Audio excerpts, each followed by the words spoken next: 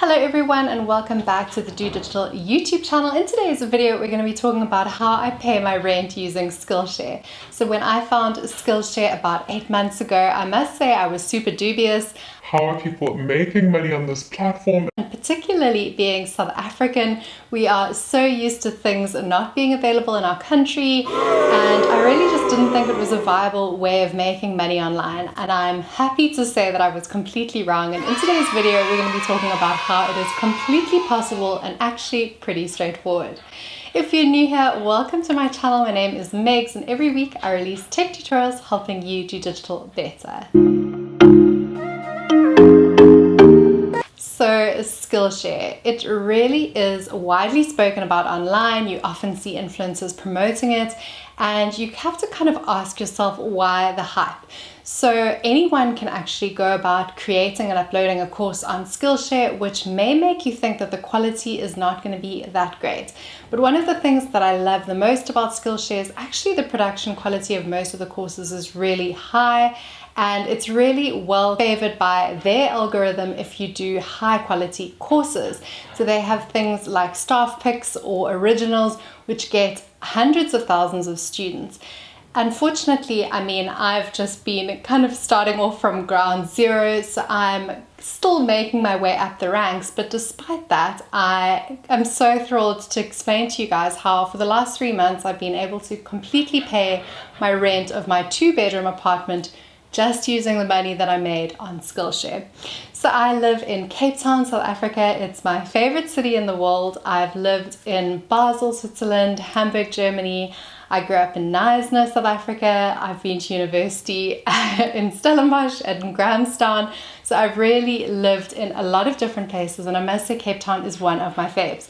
But one of the bad things, or things that Cape Town has a bad rap for, is being very expensive, and particularly in the realm of rent. When I look at rent in Johannesburg, which is another major city in South Africa, it tends just to be a whole lot cheaper. But I seem to have managed to hack the system, because now, despite being employed with a full-time corporate job, I'm able to 100% pay the rent of this 2-bedroom apartment just using the money earned on Skillshare. And I thought, given the difficult times that we find ourselves in, other people would be interested in finding out how. So that's kind of where this video concept all came about. So I'm desperate to show you guys around the flat so that you can get a better understanding of exactly what I mean. So my rent here is 8,000 Rand a month, and I've lived in this flat for probably 2 or 3 years at this point. So it's a house that has a little flat connected to it, and it's really like peaceful and wonderful, and it's given me the opportunity to have the space in the 2nd bedroom to, of course, start the YouTube channel in the first place, which was tricky for me beforehand when I was living just in a room in the house. So now I really have all this space, and the fact that now we've come full circle with the Skillshare thing is just insane. So I really want to encourage other people to kind of pursue this as a viable option too, because I mean, I have no special skills. I'm a totally amateur video maker, and I've really just developed my skills as I've gone along. And funnily enough, you could probably learn the skills on Skillshare that would help you with things like video editing, that would allow you to become an instructor and even hopefully earn a full-time salary in time with something like Skillshare. So I think we are very dubious as South Africans, and probably in the rest of the world too, in the fact that it's even viable to make money online. And I just like that this is a really pragmatic option that proves that that's totally not the case. So I actually don't pay the full rent. I pay half because I live with my boyfriend, but if I were wanting to cover the rent for both of us and he was a total freeloader, I could absolutely do that. So it's just been so strange to me to kind of go through this process and realize that this is actually completely possible and anyone can really do it. So what is my background? Well, I've actually created an 8-week course on Teachable, which was my first kind of foray into the world of e-learning, and I didn't exactly get great traction. And granted, I had never launched a course before, I didn't have a database, and I was just kind of stress testing the waters in terms of my own ability to film and upload video. And that was pre even starting this YouTube channel. So I really had a steep learning curve in terms of trying to make videos, trying to script videos, trying to upload stuff. And Teachable to me was the most quick way to do that. But in hindsight, I really wish that I had started with something like Udemy or Skillshare, because they do favor shorter courses, in particular on the Skillshare platform. Udemy, you can get away with quite a lot longer courses, and obviously that also pays into the fact that for Udemy, you're buying every individual course that you're watching, whereas Skillshare is kind of like an all-you-can-eat buffet. So you are not having to do that selling job on Skillshare, which is what I really like about it. You can focus on what you do best, which is creating the content. So there are nuances and differences between the two platforms, but ultimately they're the two big marketplaces that you find for e-learning. So the fact that Skillshare actually integrates directly with PayPal means that it's much more accessible to people around the world. And that's kind of what drew me to it, is the setup is a lot less kind of onerous than on some other platforms. And what you're doing is completely straightforward, because basically you're just linking it into a PayPal, which links to a South African bank account in my instance. When I started with Skillshare, and I'll just pop on my screen recording. So that was kind of in May of this year. Let's just double check the dates. Yes, May of this year. And I created my first course all about social media marketing, and I am a digital marketing manager by profession. So that's something that was really near and dear to my heart, and was actually the topic that I'd initially created the 8-week course using.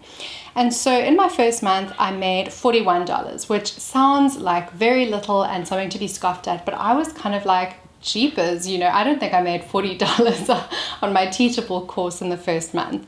And then I watched it kind of start to grow. So I got really motivated and I started to create more and more courses.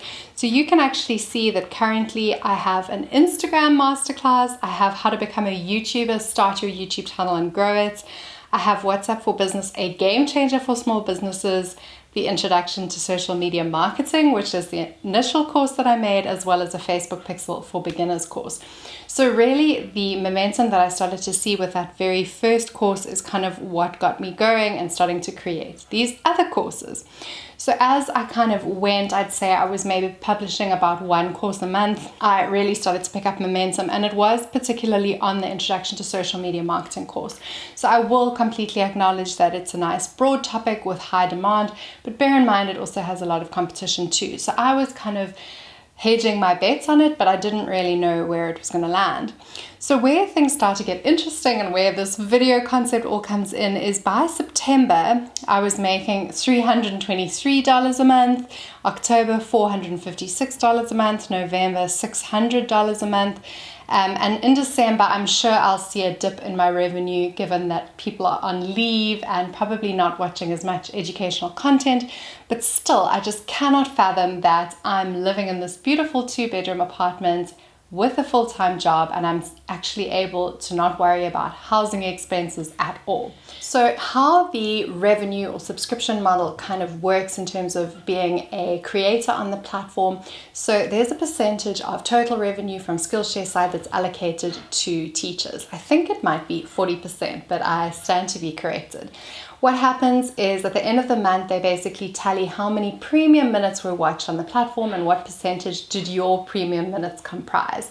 And they will work out a fee that they're willing to pay based on the revenue for that month, as well as how many premium minutes your course has had versus the total number of premium minutes across the board.